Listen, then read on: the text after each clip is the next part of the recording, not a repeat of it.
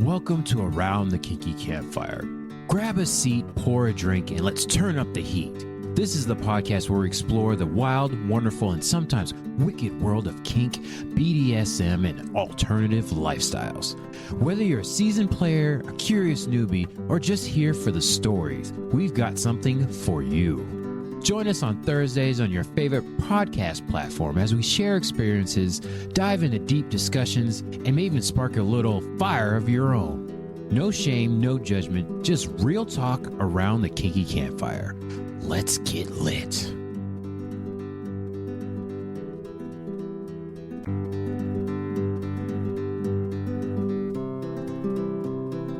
Welcome back, everybody, to another episode of Around the Kinky Campfire. This is your host, the exquisite one, H. Julius Marquise, or just Julius, with another exciting episode here for you. But before we get into that, you know what time it is. We have to start with the ASMR. 1 second. 0.5 seconds. It's even shorter now.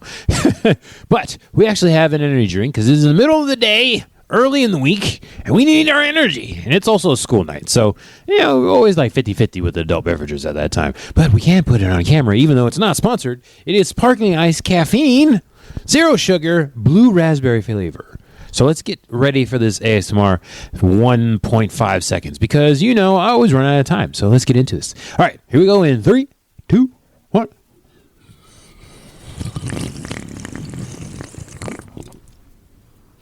Whoa, I think I made it to like 2 seconds there, maybe. Oh, my teeth. Ooh, so sore. Let me turn on my light here so y'all can see me. There we go. A little bit brighter now. Is that better? I hope so.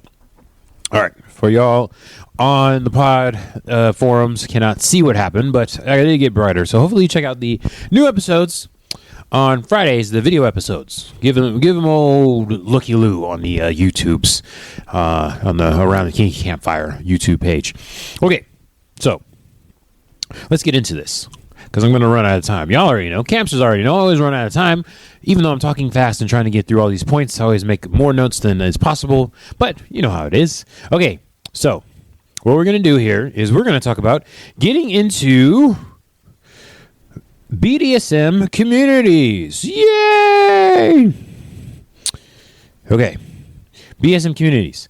How to. First of all, let's start with a little backstory. Why? Why would you, Campster, get into a BDSM community? If you're not in there already, if you're thinking about it, for our new people into the alternative lifestyles, this is something we all went through. We didn't start out in kink. Kind of fell upon us. I know for me, it was always something that I just knew was there, and I tell people the backstory, and I'm pretty sure I've told it on here a couple of times or on different podcasts, that I got into it because regular porn didn't do it for me.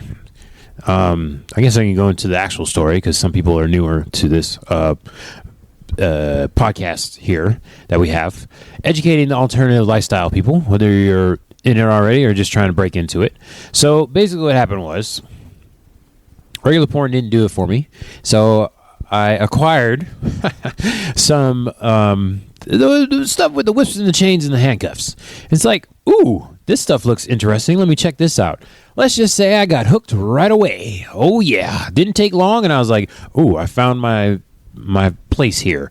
And then I was doing a random Google search for social networking sites, and good old FetLife showed up. And then I went in there, made an account, saw it was free, and I've been hooked ever since. That was over 10 years ago. And if you haven't been on FetLife, go ahead and give it a good old Google search if you don't know what it is, FetLife.com, and go ahead and join the site. There are events, among other things. So much other bits and pieces of people that put it all over the place on that website. But there is an event tab on there, and you can go specifically into your city or surrounding area and look for events. I found events that had to do with as my phone breaks down on me, had to do with education. And these things are called munches. And what happens is that the munches, my phone always likes to crash on me when the podcast starts. Okay, so there's things called munches, which I'll talk about in when my phone restarts. And it's a social spot. So for me, a munch was actually in the back of a strip club during the day. So there was no stripping going on. I think you could be nude in there because it is a strip club, even though it was during the day. So it was like lunchtime on a Saturday. Went into my munch. The area that I had the munch there like one Saturday out of the month. And they always showed stuff. So a lot of time munches can just be like a social hangout. This one, since it was in a place where you could be nude, they had actual classes and people did demonstrations of kinky activities. Those flogging classes, just impact classes. We had a whip expert come in. Rope stuff, of course, is pretty much in every munch class at some point in time, and learn stuff and get in the backstory and talking to the people and socializing with people. My first few times, I realized they were my people. I was like, this dominant person is teaching a class, and they told their backstory as they were chasing around people and pulling their hair and poking people growing up in school and running away, and I was like, I did that too. I'm with my people. So that's how I got into it. I stumbled into it kind of, sort of. Luckily, there's this thing called the internet. I'm sure a lot of people know what the internet is and do research, and that's how they find stuff. I have talked to people that have friends that know about it, and then they tell them about like FetLife or something, or go check out a munch, and it's like, oh, you lucky people, because I did not have friends like that until I went into the actual events and started looking around. So I was very jealous of those people that just had friends that suggested it to them. But once again, it's always the internet. Good old internet helping people out, finding their niches in life and communities.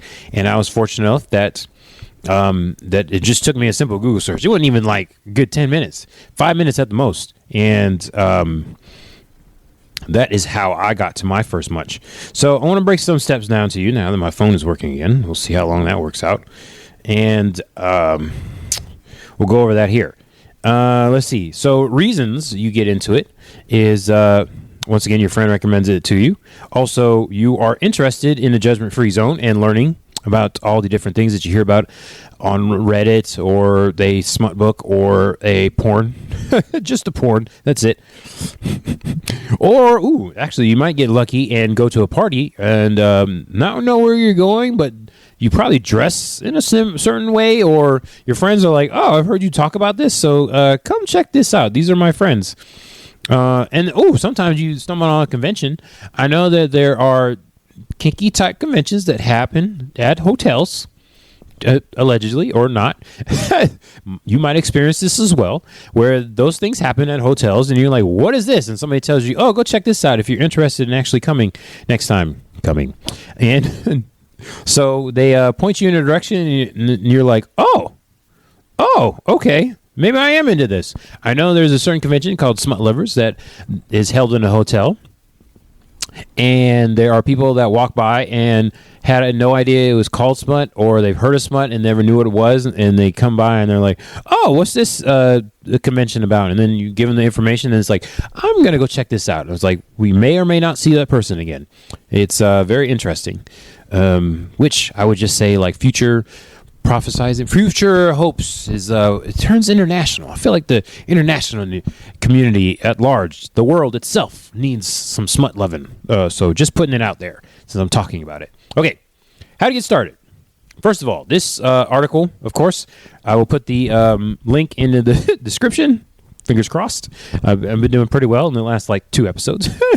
I got a 2-episode streak, and we'll see how that goes. But the person here says, make your FetLife profile. So again, back to FetLife. It's really just the how do I say, official, safe, reliable, most reliable internet site for finding events and or peoples that are not bots or just creepers in general. Can't really say there's not going to be creepers or in general at the actual events, but hopefully you find a good community, and it's a good place to start, to find that community where the people that are, I don't want to say the leadership, because sometimes those people are fallible too, but it's like the consistent people that go and to these things will find you and you'll find them, and then you'll have a safe landing ground to begin exploring and vetting people that you come across, and hopefully you can find a partner for yourself to do the activities with. All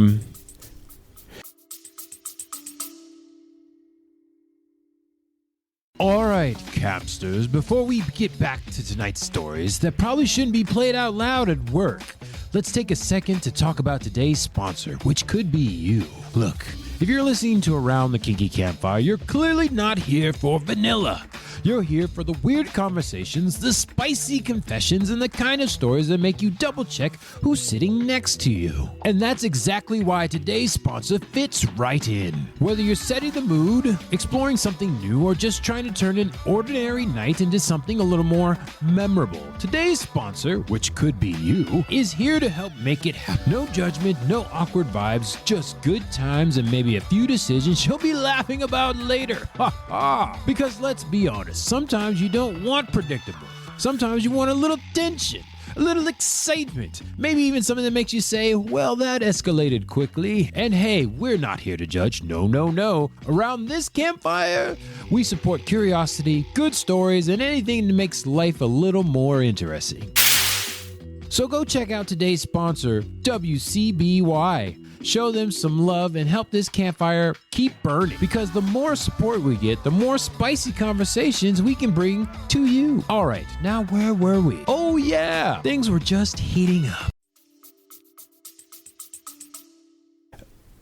Let's see. Okay, so they're talking about like social media and dating sites on here, which I've had success. I've had good interactions with people on social media sites and dating sites when it comes to this type of thing. So I'm not really going to knock it, but I will say not as reliable. Let's just say it that way. In comparison, which I really don't like to do, but it's in comparison, easier to find people on like FetLife and even like Facebook. There are some like lifestyle groups on Facebook that have some kink affiliation. Not so much specifically kink on Facebook that I found, at least in the Central Florida area, but there are lifestyle people, meaning like swingers, that are kink adjacent, and they post a lot on the Facebook as well as on FetLife. Always want to join a group because, like I said, you find like-minded people and hopefully people that will be reliable for you. Browse through the events and look at them through your location. So once again, there are munches and there are sloshes. Sloshes differentiate between munches because there's alcohol involved, usually at a slosh. So that's usually at a bar or a restaurant that has a bar. Munches don't have to be there. And then usually, at least in my case, not everybody drinks at a munch so much, as slosh is kind of like implied, but still you don't have to drink. It's all consensual. Once again, people, because consent is sexy. The amount of opinions and information out there will give you a glimpse of the vastness of the lifestyle, in quotes, because there's so many different lifestyles and they all use the same phrase, the lifestyles. Like, which lifestyle are you talking about? There's a bunch of them. Okay, so yeah, make sure you keep attending. I will say, and I talked about this before, there is a probationary period. Like, no joke, there's actually just like a time, months, years, or whatever it is, where you have to keep coming consistently. And then as you do that, more people will reach out to you because you are safe and reliable. At that point, there's like a little line, invisible line barrier that happens. And it's like, oh, I've made it into the inner circle. And I'll tell you, I've done that in so many different groups. That is 100% a thing. It's not proven or whatever. Raspberry. But I will say that in my experience, it is a proven thing. I have experimented with it so many times, and that is usually how it ends up having to happen. Let's see. Like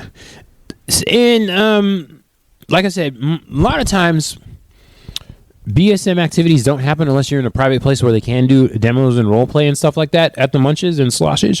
But if you get lucky and find a place that does that, then it can happen. But I will say that usually munches are used to vet people. So if you want to get invited to a private space, somebody's house or something, usually what happens is you got to go to the munch a few times and then you have to be vetted. Usually it's like 3 in general before people start inviting you to their houses. But don't assume you're going to get invited. I don't know, maybe you're just that weirdo that just can't make friends the right way, or you're super introverted. You got to be able to put yourself out there and get out your comfort zone if you want to get invited to the house parties. In general, I will say. Also a great place to find potential partners. Hopefully you'll find somebody that wants to do activities with you. Usually there are a lot of new people. I mean, pretty much every munch I've gone to, there's always been at least 1 or 2 new people. Even if it's just like 10 people that day, it's a slow day at the munch. There's still new people that come out there and hang out. And it is, the big factor is in public, so it is safer. So even the people that are not there at the munch, you still have bar staff or restaurant staff that are there to help you stay safe in general. I will say that. And for the smaller bodied human people, that is something that they definitely need to look out for. So for those people that are smaller bodied, or just, trying to be safe in general, I guess it doesn't matter what your body type is. That is something to be happy about. You don't have to meet people in private or by yourself, I should say. Go with like an open mind. So basically go to socialize. I know a lot of us have gone through some stuff over the last 5-6 years where you weren't allowed to socialize as much. So those skills might be lacking a little bit. Like I've talked about many times before, there's social skills. So you have to work on them in order to be able to use them effectively. But then remember, I will say this. I haven't been to all the different kink communities all over the world or even the country, but I will say most of these people are introverts like you and me, and they have trouble talking to people too. So if you're thinking that somebody is not being sociable, it's probably because they feel awkward or they're just shy and don't know how to reach out to people. So you know what, just be nice and make that first step. I'm very sure, I'll bet money that it will be greatly appreciated most of the times. Not even like less than 75%, I would say. Most of the time it is greatly appreciated when you make the first step. Just going to put it out there.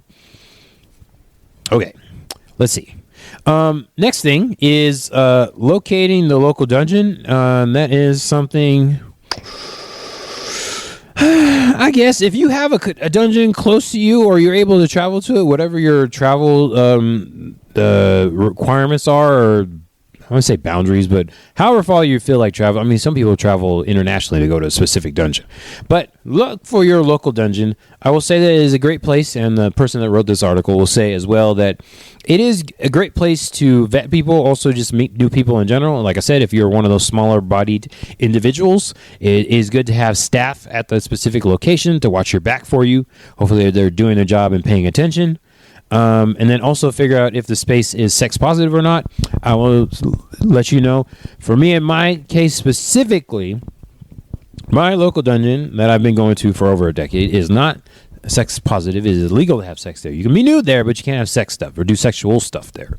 And I will say that is a blessing in disguise. I was very grateful when I realized how good that was. I will say at first I made an assumption. It's like, what? I thought all these places were sex places, but they are not. Some counties do not allow that to happen in a public place, a public business. So that is something that may not happen. I will say it helps to focus on the education and the actual practice of the said activity, and that is good to not have that distraction there, because I will say for me, especially when I was first starting out and trying to learn the different things, it was good to focus on the actual activity and getting better at it rather than being distracted, because I mean people's private bits are very distracting in general, so it's good to focus on the actual activity without being distracted like that. And it's good to know it's there, who's in the scene, and any history they become. Oh, good Lord, history. The kiki. Yes, do your vetting of the place itself to see what kind of atmosphere they have. Certain places have different rules, like not sex positive, or you can't make a lot of noise, or like things like edge play. So edge play is stuff that is closer out of somebody's boundaries or safe areas. So you're doing stuff that could be not as safe for certain people, not necessarily physically, but even mentally and stuff like that. And there are places that do not allow that, so you can't push people's boundary in that particular public business. So that's a thing. And then also, let's see, moving on from there is vet new partners. So they made a particular point to point this out, but it's like you should be doing that in general. I know for me, I treat finding a kink partner like I'm dating a person anyways, because I'm not just a kink dispenser, so I need to be in an actual relationship with somebody or a partner that I'm doing kink stuff with. So it's good to vet partners, I guess, more so if you're looking for play partners or something more casual when it comes to the kink, which is not me, but is for a lot of people, this is a good step to take. And I do meet people online. Most of my partners I have met online, and then it transfers to in person, and it goes like a typical relationship for me. So it's interesting when I hear stories like this. It's like, yes, ask for references when you're vetting people, or you could just date them. I just that's something that people have to do. So I want to make a point of putting it out there. They wrote it in the article. I've experienced it myself that people kind of need this and do this in general. It is done. So it's something that is done. I will say that. And vetting the people is something that you should do. And having a group, like I said from the previous point, having a group of community that you have, starting from there and then going to find partners, that way it makes it easier for people to vet, because usually somebody in that group will have heard telltale of the particular person. And if they haven't, I would wonder why the person is, because there's a lot of times when somebody has been in kink for a while and they say, I have all this kink experience, but nobody in the city knows who you are. It's like, how long you been here? And nobody in the actual specific community knows who you are. That's a possible red flag right there. So, I don't know how that actually works.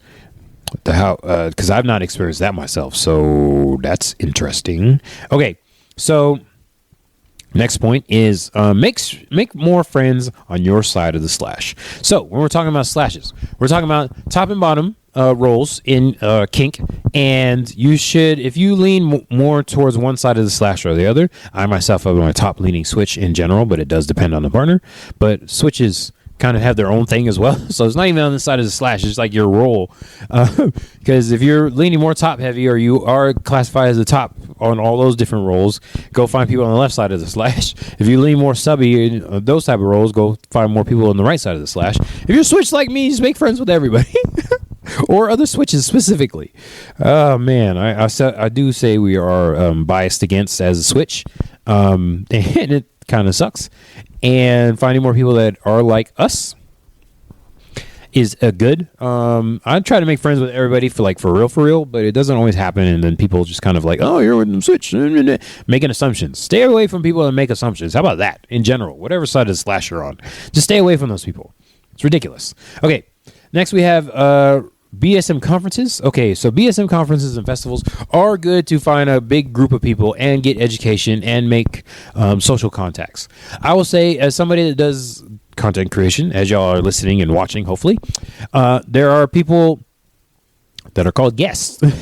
Guests, or I could be a guest on somebody's content thing. So that is what conferences are good for me. I know somebody that was going to conferences before the content creation stuff. It's good to like meet like-minded people, but being an introvert is like too many people. So I'm great with like a good small group of people and like one or two new people come in and out, and then everybody else is pretty much someone I've known for a while. I do better with that. So conventions are hard for me. Unless I'm like particularly involved, which is another point I'll be getting to here in a second. But specifically about conventions, a huge range of people will be there, and you'll find other kinksters. So especially if you don't have an area where there's a big community on a regular basis, then at least with a convention, you'll find people from all over the place that are like-minded as you are. Even if you don't decide to go, it's good to know what's out there. Okay, and then make education a habit. I'm not going to go too deeply in that. If you ain't learning shit, I mean, why would you be listening to this podcast in the first place? But there are other outlets, TikTok, YouTube, and other podcasts, and just like articles and Reddit, once again, is stuff you should be doing on a regular basis. Do your research so you can stay safer when you are going out and doing the things. And then another point here is the play parties. Again, usually you have to get vetted, or at least know somebody that is hosting or knows the host to get you invited in there. They are mostly have alcohol and sex positive in general. I want to say all of them, but I would want to say all of them. I'll probably be right. Good place to play in public, but private, if you get what I'm saying. So you'll still have the backup there if you are meeting, like doing stuff with somebody new. Also, you can do that. It's easier to do stuff there with friends.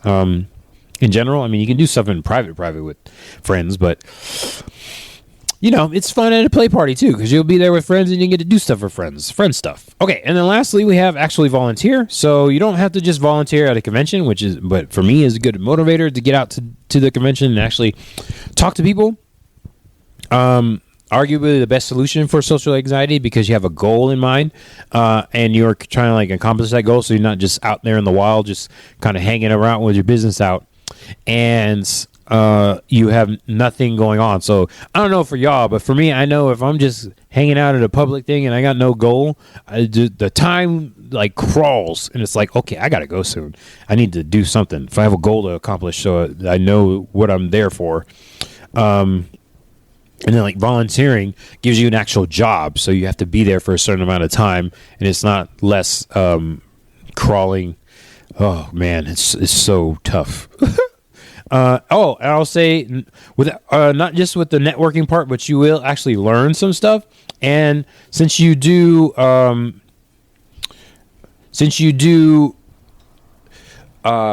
actually end up having to like work with people, because it's technically a job, but you're there for a shift, so there's usually a shift leader even on the volunteering side that helps you get organized, and you have to talk to the leadership. I know that's how I've made connections, is volunteering, and then get in good with the leaders. Just be reliable. It's like show up on time to your shifts. It's pretty simple, and make yourself available. So that's something that happens as well if you're doing volunteering. It's just so much easier. Oh, just so easy to just volunteer your time and be able to just sit there. Oh, I cannot say how much volunteering is so helpful, and I found that little hack for my introvertism when going out. This makes things so much easier as I kick the camera once again. Okay, so that was it for now. Intro to BDSM, very top layer stuff. I can do another episode of where I go into a deep dive of what actually happens when you go into BDSM communities, but I mean, it's not that much different than any other community. People like to pump it up. It's like, oh, what can I expect to go there? What's going to happen? It's like you ask all these questions, but just go and hang out. That's the bottom line. You don't have to do anything. Show up as you want comfortably and just go hang out and talk to people. You literally can just go to the place and be like, hey, what's going on? What do you think about this whole entire thing? How long have you been going there? What are you looking for? Like, just treat it like a regular social event, especially if it's like a munch or a slosh in a public place. I could see like a dungeon or something like that, but even then you can still just hang out. Other people will be doing stuff you get to watch. Trust me, I watched for like 2 or 3 years without actually doing anything there before I actually did something. So you can just go hang out and just talk to people. Just go and chill, and judgment-free zone. Just go be nice to people, and then you can ask them questions and you can learn some stuff. Free education and experience all at the same time. Quote unquote free. I mean, some dungeons charge a cost to go in, but that's a whole nother thing. Okay, that is it for now. I've obviously run out of time. I went a little bit faster. I got to most of the things I wanted to. But catch us next time on Around the Kinky Campfire. New episodes on Thursdays, audio, and video on Fridays, around noon-ish. I should say that, Eastern. And I am Julius Marquise, your exquisite host for today. I'll catch y'all next time. Hello.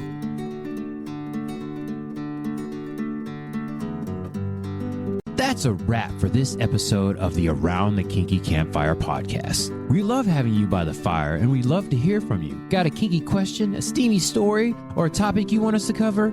Slide into our DMs and send us a message at Around the Kinky Campfire, campfire with a K, at yahoo.com. Don't forget to subscribe, rate, and review wherever you're listening. Your support helps keep the flames burning and the conversations flowing. Follow us on Twitter, Kinky Campfire, campfire with a K, YouTube, Around the Kinky Campfire, campfire with a K, or Instagram, Campfire Kinksters, campfire with a K. To stay in the loop, join the community and keep the kink alive between episodes on Thursdays. Until next time, stay safe, stay sexy, and keep that fire burning.